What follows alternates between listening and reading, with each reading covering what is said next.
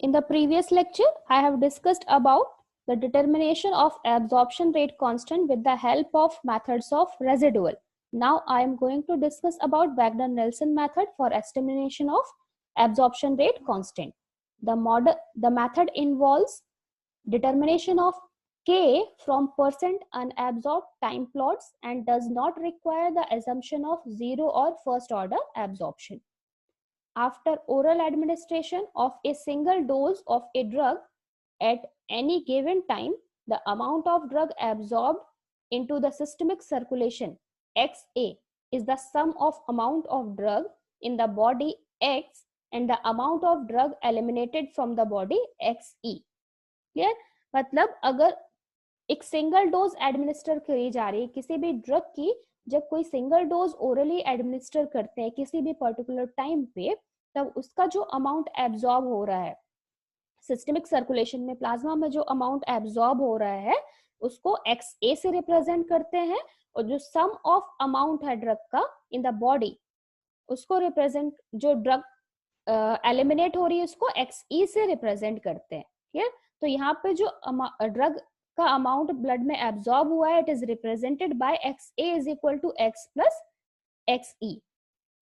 Now the amount of drug in the body is X is equal to VDC. ये हम पहले भी पढ़ चुके हैं. Amount of drug, concentration of drug और वॉल्यूम ऑफ डिस्ट्रीब्यूशन में क्या रिलेशनशिप है. ठीक है, तो हमें क्या करना है, इस अमाउंट की जो इक्वेशन मिल रही है, अमाउंट के फॉर्म में जो इक्वेशन मिल रही है, इसको कंसंट्रेशन टर्म्स में चेंज करना है.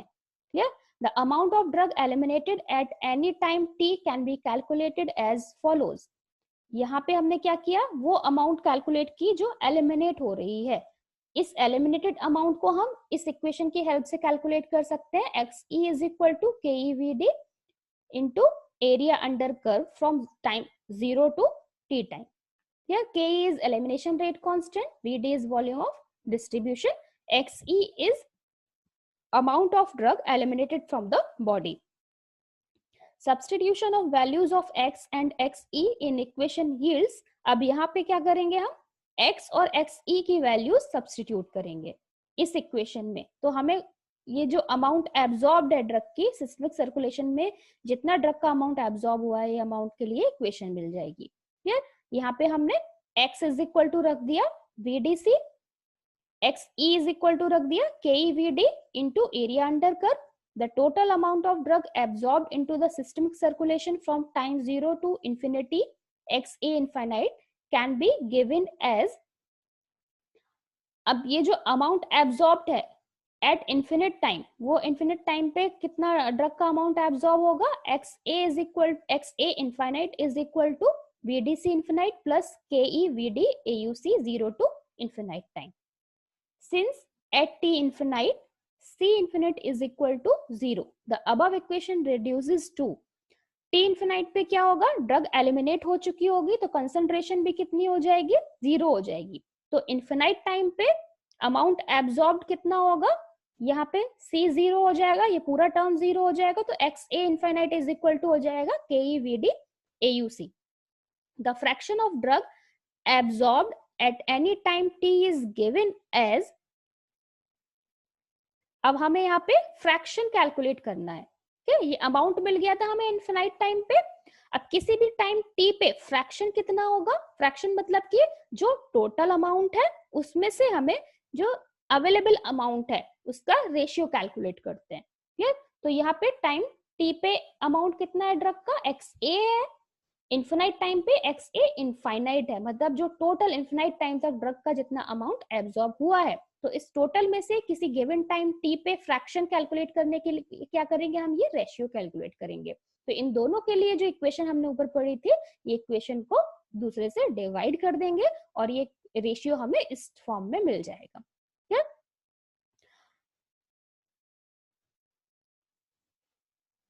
अब यहाँ पे एक ग्राफ प्लॉट किया गया है लॉग ऑफ परसेंट ARA और टाइम के बीच में. ठीक है, परसेंट ARA कैसे मिलेगा, ये जो रेशियो हमने कैलकुलेट किया है उस रेशियो में 100 से मल्टीप्लाई करके परसेंट ARA के फॉर्म में कन्वर्ट कर देंगे.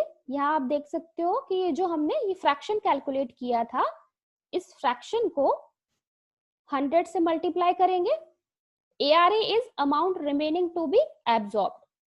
ठीक है, तो जो अमाउंट एब्जॉर्ब होने से रह गई है उसको हमने परसेंट में कन्वर्ट किया, इसको फिर लॉग फॉर्म में कन्वर्ट किया, फिर जो हमें इक्वेशन मिली है, स्ट्रेट लाइन इक्वेशन मिली है, उस इक्वेशन की हेल्प से log of percent amount remaining to be absorb और टाइम के बीच में ग्राफ प्लॉट किया जिसका स्लोप होगा -KA divided by 2.303।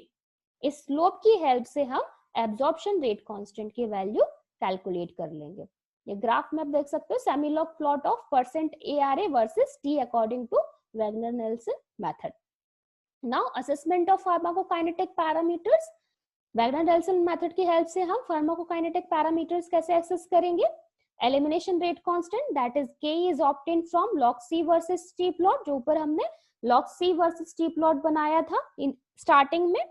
Area under curve from 0 time to T time और 0 to infinite time are obtained from plots of C versus T.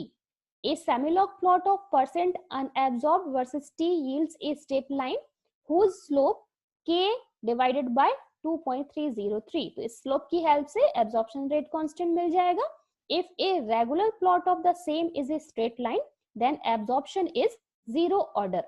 अगर जो regular graph बनाते हैं कंसंट्रेशन और टाइम के बीच में वो स्ट्रेट लाइन आता है, इट मीन्स कि एब्जॉर्प्शन जीरो ऑर्डर है। ठीक है, फिर उसको हमें स्ट्रेट लाइन में कन्वर्ट करने की जरूरत नहीं है।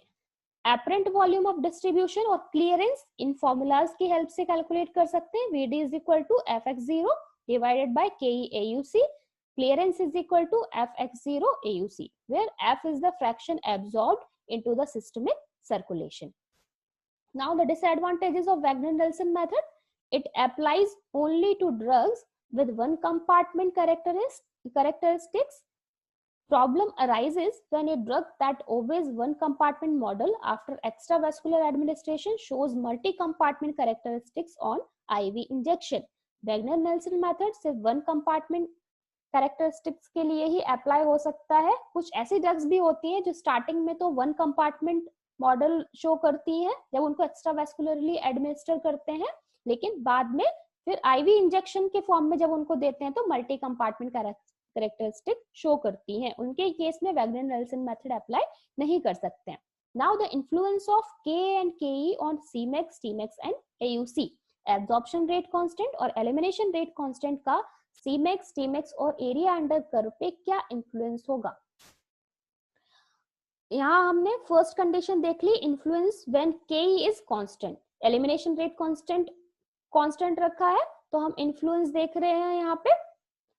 Cmax पे क्या इन्फ्लुएंस होगा? अगर KE की वैल्यू स्मॉल है, ठीक है, अभी हम KE का इफेक्ट देख रहे हैं कि अगर एब्जॉर्प्शन रेट कांस्टेंट वेरी कर रहा है तो उसका क्या इफेक्ट होगा। KE अभी कांस्टेंट है, ठीक है, तो KE की वैल्यू रिड्यूस होने पे, स्मॉलर एब्जॉर्प्शन रेट कांस्टेंट होने पे पीक प्लाज्मा कंसंट्रेशन रिड्यूस होगी। जब पीक प्लाज्मा कंसंट्रेशन रिड्यूस हो रही है मतलब कि इस कंसंट्रेशन को अचीव करने में टाइम उतना ही ज्यादा लग रहा है, तो Tmax क्या हो जाएगा? लॉन्गर हो जाएगा। एरिया अंडर कर्व में कोई चेंज नहीं होगा। अगर एब्जॉर्प्शन रेट कांस्टेंट की वैल्यू इंक्रीज हो रही है तो Cmax इंक्रीज होगा, Cmax इंक्रीज होगा तो Tmax शॉर्ट हो जाएगा, लेकिन एरिया अंडर कर्व में कोई चेंज नहीं होगा। Now the absorption rate constant will be constant and we will discuss about the influence of variability of elimination rate constant. When the value of elimination rate constant is smaller, then Cmax will be increased, Tmax will be longer and area under curve will also be increased. If the KE value is larger, then Cmax will decrease, Tmax will be short and area under curve will be short. Okay, so this is the influence of K and KE on Cmax, Tmax and AUC. Thank you.